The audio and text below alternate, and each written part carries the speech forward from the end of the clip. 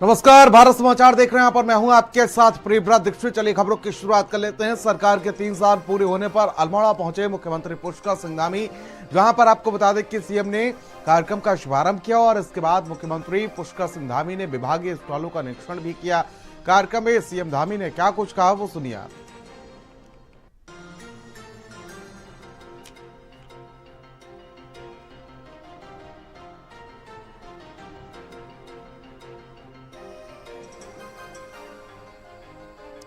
तो सरकार के 3 साल पूरे होने पर कार्यक्रम का आयोजन किया गया। 3 वर्ष पूर्व जब आप सभी ने प्रत्येक 5 वर्ष में सरकार बदलने का जो मिथक था, जो एक परिपाटी थी, उस परिपाटी को तोड़ते हुए आपने हमें बहुमत दिया। हमारे आदरणीय प्रधानमंत्री मोदी जी के नेतृत्व में एक नया इतिहास रच दिया। मैंने मुख्य सेवक के रूप में शपथ लेने के साथ ही एक संकल्प लिया था कि जब तक हम राज्य को प्रत्येक क्षेत्र में विकसित नहीं बना देते हैं, आत्मनिर्भर नहीं बना देते हैं, तब तक हम चैन से नहीं बैठेंगे। और हमने अब तक अपने इसी विकल्प रहित संकल्प के मूल मंत्र के साथ कार्य करने का प्रयास किया है और आगे भी इसी को ध्यान में रखते हुए लगातार रूप से कामों को आगे बढ़ाते रहेंगे। और वहीं देहरादून में सीएम पुष्कर सिंह धामी ने बीजेपी सरकार के 3 साल का कार्यकाल पूरे होने पर प्रेस वार्ता की और इस दौरान आपको बता दें कि सरकार द्वारा किए गए कामों को गिनाया। साथ ही मुख्यमंत्री ने देवभूमि को अतिक्रमण मुक्त बनाने की बात कही। सुनिए क्या कुछ कहा।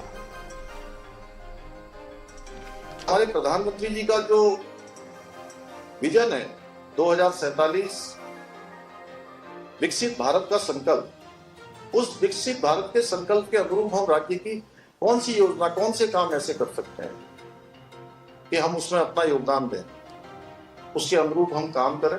उस पर हमारी सरकार पूरी तरह से काम कर रही है।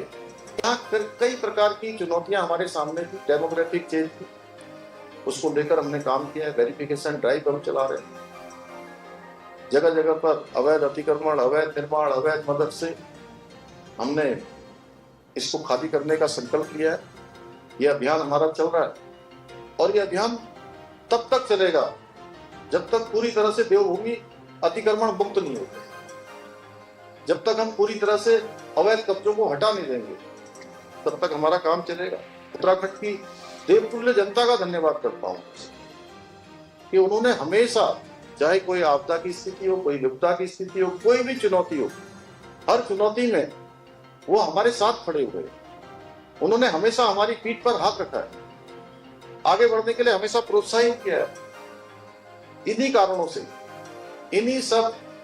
इसी सहयोग के कारण से, आशीर्वाद के कारण से, समर्थन के कारण से, साथ के कारण से हम अनेक निर्णय ले पाए। उत्तराखंड पूरे देश के अंदर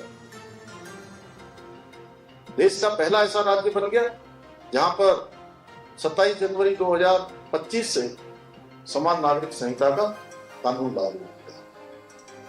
भाइयों बहनों, इसके साथ साथ हमने जबरन धर्मांतरण का कानून यहाँ पर बनाया, जो देवभूमि के मूल स्वरूप को और डेमोक्रेसी को जो खतरा पैदा हो रहा था, निश्चित रूप से उसको सुरक्षित करने का काम करेगा। चलिए खबर में आगे बढ़ेंगे। हरिद्वार से बड़ी खबर, जहां पर आपको बता दें कि अवैध मदरसों पर प्रशासन की बड़ी कार्रवाई देखने को मिली है। जिले के विभिन्न क्षेत्रों में ताबड़तोड़ कार्रवाई देखने को मिली है। 60 से अधिक अवैध मदरसों पर कार्रवाई की गई है। अवैध मदरसों पर डीएम कमरेंद्र सिंह ने बड़ा बयान दिया है और कहा कि 1 महीने पहले नोटिस जारी किया गया था। सभी मदरसों को दस्तावेज प्रस्तुत करने का मौका दिया गया, जिसके बाद जिनके कागज नहीं मिले उन पर कार्रवाई हो रही है। देखिए, 1 महीने पहले हमने सर्वे कराया था तो उसमें 60 से ऊपर अवैध चिन्हित किए गए थे। तो लगभग 1 महीने का समय भी उनको मिल गया है कि कागज वगैरह पूरे करा लें, रजिस्ट्रेशन जिसकी कमी थी वो पूरा करा लें। इसके बावजूद भी जिन लोगों ने नहीं पूरा किया है उस पर कार्रवाई की जा रही है। अब तक कितने हो गए होंगे सर जनपद में? कल तक तो लगभग 12 हो चुके थे, अभी कार्रवाई चल रही है। चलिए खबरों में आगे बढ़ेंगे। हरिद्वार से बड़ी खबर, जहां पर अवैध मदरसों पर कार्रवाई तेज हो गई है, जहां पर हरीश रावत का तंज देखने को मिल रहा है। जहां पर उन्होंने कहा कि बच्चों की शिक्षा का क्या होगा, ये उन्होंने सवाल खड़ा किया है। साथ ही बच्चों की शिक्षा का क्या प्रबंध किया गया है, क्या सरकार ने उनके भविष्य के बारे में कोई योजना बनाई है, मदरसा संचालकों ने नियमों के तहत पंजीकरण का आवेदन किया, बिना उचित प्रक्रिया पूरी किए एक तरफा कार्रवाई करना सही नहीं है।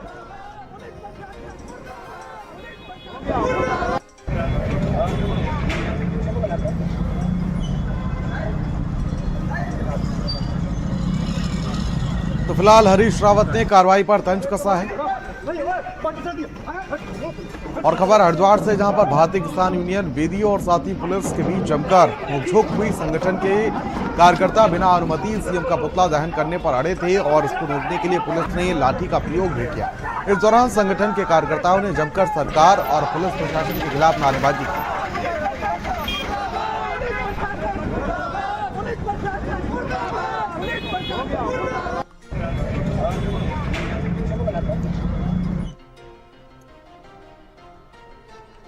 संजय हमारे साथ, हमारे सहयोगी हरिद्वार से जुड़ चुके हैं। संजय, क्या अपडेट मिल पा रहा है? जिस तरीके से पुलिस और कार्यकर्ताओं के बीच में नोकझोंक हुई है, क्या अपडेट आपके पास है?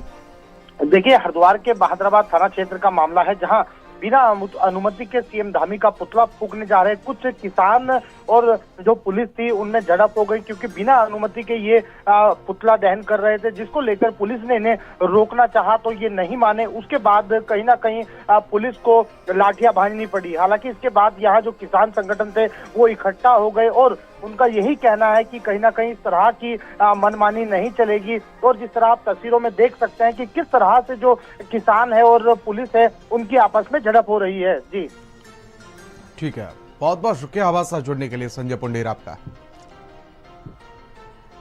चलिए खबरों में आगे बढ़ेंगे और खबर हरिद्वार से, जहां पर आपको बता दें कि अवैध मदरसों पर कार्रवाई पर हरीश रावत का तंज देखने को मिल रहा है। जहां पर उन्होंने कहा कि बच्चों की शिक्षा का आखिर क्या होगा, बच्चों की शिक्षा का क्या प्रबंध किया गया है, क्या सरकार ने उनके भविष्य के बारे में कोई योजना बनाई है। मदरसा संचालकों ने नियमों के तहत पंजीकरण का आवेदन किया है, बिना उचित प्रक्रिया पूरी किए एक तरफा कार्रवाई करना सही नहीं है।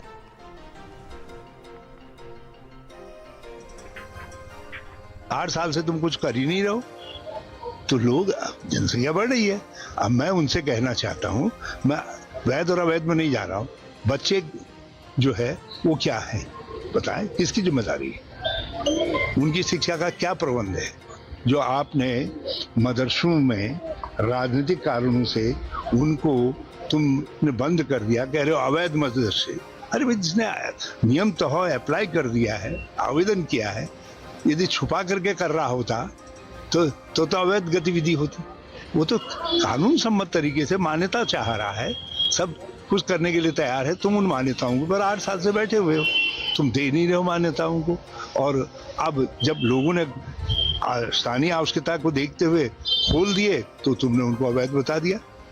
तो पहले तो ये वैध अवैध की परिभाषा को ठीक करो। और उधम सिंह नगर से खबर है, जहां पर आपको बता दें कि युवक को मुर्गा बनाकर डंडे से पीटने का मामला सामने आया, जहां पर पूर्व सुरक्षा अधिकारी जितेंद्र सिंह बोरा के खिलाफ तहरीर दी गई है।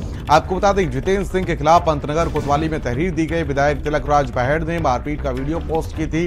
विधायक ने सुरक्षा अधिकारी की कार्यप्रणाली की आलोचना की थी। तो देखिए, ये वीडियो भी सोशल मीडिया पर तेजी से वायरल हो रहा है।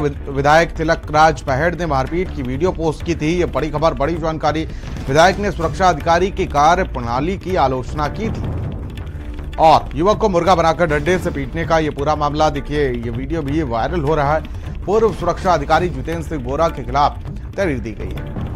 देखिए जरा, ये वीडियो वायरल हो रहा है, जहां पर देखिए किस तरीके से युवक को एक के बाद एक उसके ऊपर डंडे बरसाए जा रहे हैं, मारा पीटा जा रहा है, मुर्गा बनाकर डंडों से पीटा जा रहा है।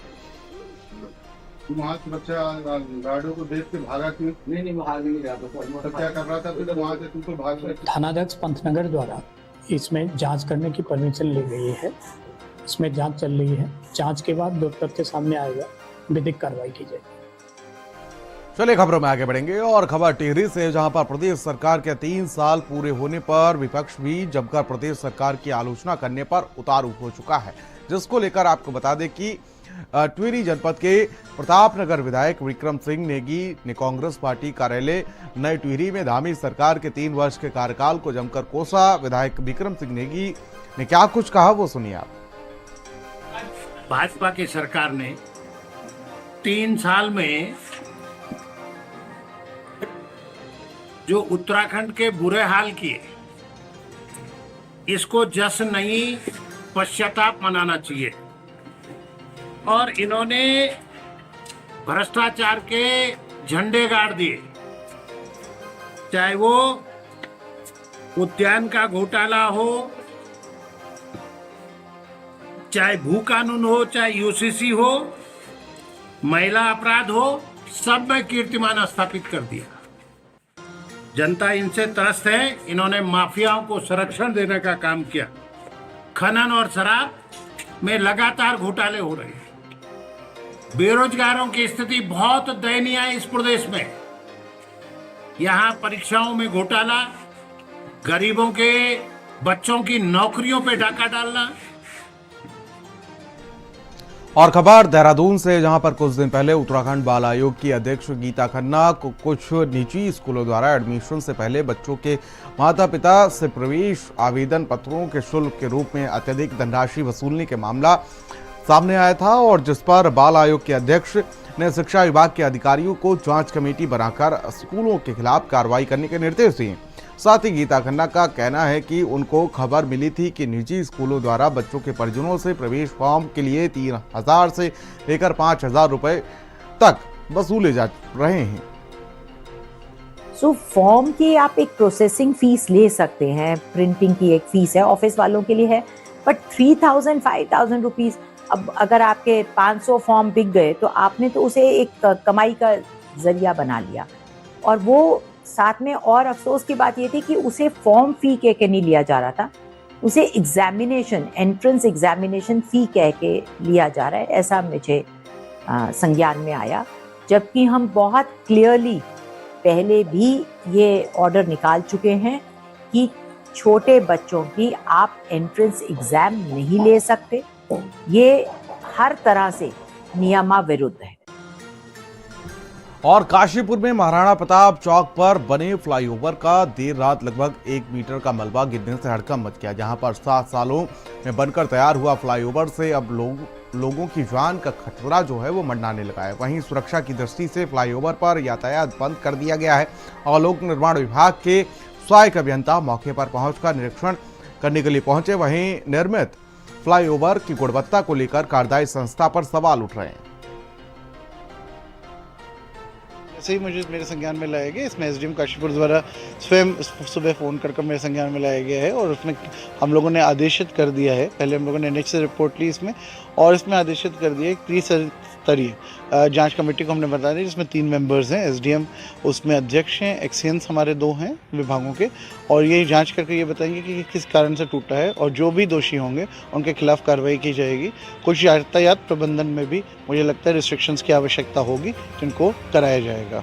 हमें सूचना मिली कि ये जो हमारा आरओबी है, इसका सस्पेंशन जो जॉइंट है, जो कि अभी जो आरओबी बना है हमारा बाजपुर वाला, जो जहाँ पे ये दोनों आरओबी मिल रहे थे, वहीं पे जो सस्पेंशन जॉइंट था वहाँ पे थोड़ा सा कुछ क्रैक जैसी आई थी। केवल सस्पेंशन जो एक्सटेंडेड जो उसका जॉइंट था, तो एहतियातन हमने तुरंत बैरिकेटिंग करा करके उसको रोक दिया था। चूँकि रात में एनएचआई की टेक्निकल टीम और इनसे मशविरा करने के बाद अभी ये टीम आई है। इनके द्वारा ये बताया गया है कि ये चूँकि जो आरओबी है, इसका जो बीम है, बीम का जो एक्सटेंशन है जो सस्पेंशन का, वही थोड़ा सा उसमें कुछ दिक्कतें आई हैं, जो कि इनकी टेक्निकल टीम द्वारा आकर के उसको दुरुस्त कर दिया जाएगा। ये अनुरक्षण में है, और आज मैसर्स दीपक बिल्डर के आपके प्रोजेक्ट मैनेजर और डिज़ाइन इंजीनियर आ रहे हैं। तो ये जो एक्सपेंशन जॉइंट है उसके बगल में 1 मीटर में ये सेटलमेंट हुआ है भारी वाहनों के आने के कारण।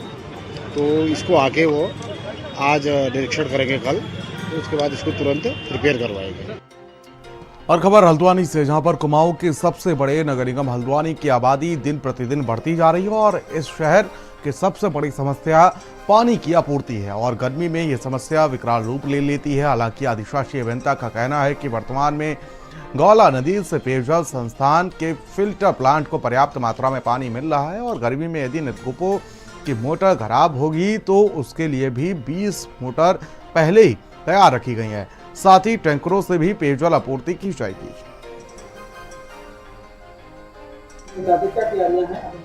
अभी जो बीच में सूचना आ रही थी कि गौला से जलस्तर काफ़ी कम हो गया है, पानी कम मिल रहा है, तो सिंचाई में संभवतः दिक्कत आ रही है। जल संस्थान को जो फिल्टर प्लांट हमारे हैं 34.5 mld का, तो पूरा पर्याप्त पानी मिल रहा है वहाँ से।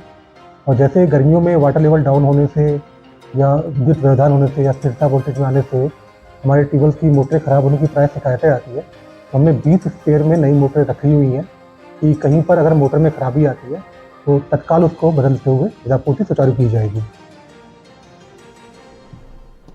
और खबर कोटद्वार से सामने आ रही है, जहां पर आपको बता दें कि जनपद पौड़ी के साइबर सेल यूनिटों में वर्ष 2025 में अब तक कुल 164 साइबर संबंधी शिकायती प्रार्थना पत्र प्राप्त हुए हैं, जिनमें से साइबर सेल टीम द्वारा कार्रवाई करते हुए कुल 35 मामलों में साइबर अपराध से पीड़ित व्यक्तियों के खातों में कुल 17,71,982 रुपए की धनराशि वापस करवा दी गई है। साथ ही साइबर अपराध से संबंधित कुल 17 अभियोग पंजीकृत किए गए हैं, जिनमें पुलिस टीम द्वारा कुल 7 व्यक्तियों के विरुद्ध कानूनी कार्रवाई की गई है। जनपद पौड़ी गढ़वाल में लगातार साइबर फ्रॉड्स के विरुद्ध कार्रवाई की जा रही है। जनपद में कुल 2 साइबर सेल्स का गठन किया गया है, जो कि कोटद्वार और श्रीनगर से संचालित होते हैं। इस वर्ष में लगभग 164 शिकायतें हमारी दोनों सेल्स में प्राप्त हुई हैं और इन शिकायतों का निस्तारण करते हुए कुल 18 लाख की धनराशि पीड़ितों को वापस भी करवाई गई है।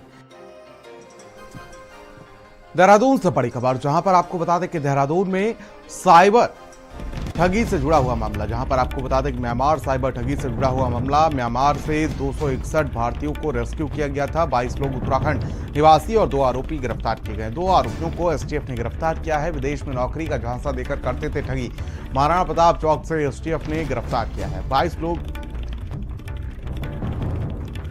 उत्तराखंड के थे, तो वहीं आपको बता दें कि 2 आरोपियों को एसटीएफ ने गिरफ्तार किया है। विदेश में नौकरी का झांसा देकर ये लोग ठगी को अंजाम दिया करते थे। तो वहीं महाराणा प्रताप चौक से एसटीएफ ने गिरफ्तार किया है। बड़ी अपडेट, बड़ी जानकारी आप तक पहुंचा दें। ये जो उत्तराखंड के 22 लोग रेस्क्यू होकर आए थे म्यांमार से साइबर स्लेवरी में, उनके थ्रू इनपुट मिला था कि कुछ लोग यहाँ पर जो फर्जी मतलब और लोगों के नाम पे फेक अकाउंट्स खुलवा दे रहे हैं, करंट अकाउंट्स, और वो अकाउंट्स जो हैं फ्रॉड में इस्तेमाल हो रहे हैं, म्यूल अकाउंट्स।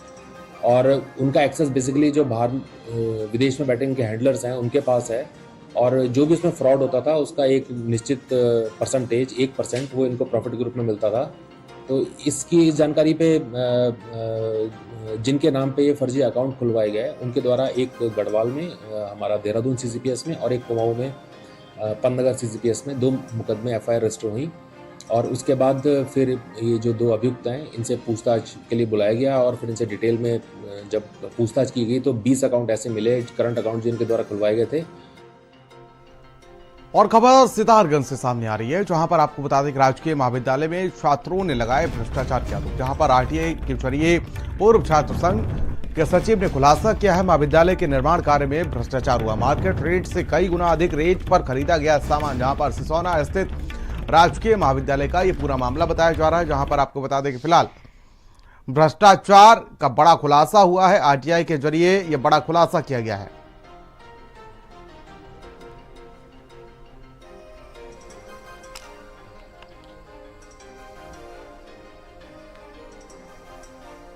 वॉशरूम ठीक हुए हैं और उसमें टूटी लगी भी हैं और टूटती भी हैं, है ना। बच्चे जाते हैं, यूज़ करते हैं, आए दिन टूटती भी हैं और उनको सही भी कराया जाता है। लेकिन एक टूटी रोज़ सही कराना थोड़ा मुश्किल होता है। हाँ, ये है कि जब लगता है कि बहुत ज़्यादा खराबी हो गई है तो हम सही कराने की पूरी कोशिश करते हैं, ठीक है। और जहाँ तक बात है बिल की, तो बिल में जो जीएसटी बिल है, ठीक है, दुकानदार ने जीएसटी बिल बना के दिया है, उसने रेट लिखे हैं, उसी रेट के आधार पे हमने पेमेंट किया है। जितना ऑर्डर गया था उतना उसने दिया है। हाँ, एक ज़रूर थोड़ा सा मिस्टेक हो गई कि 11 पाइप की जगह 22 पाइप उसने लिख दिए, वो एक मिस्टेक रह गई है, ठीक है। उसको सुधारा जा सकता है, ऐसी कोई बात नहीं है, उसको हम सुधारने के लिए तैयार हैं।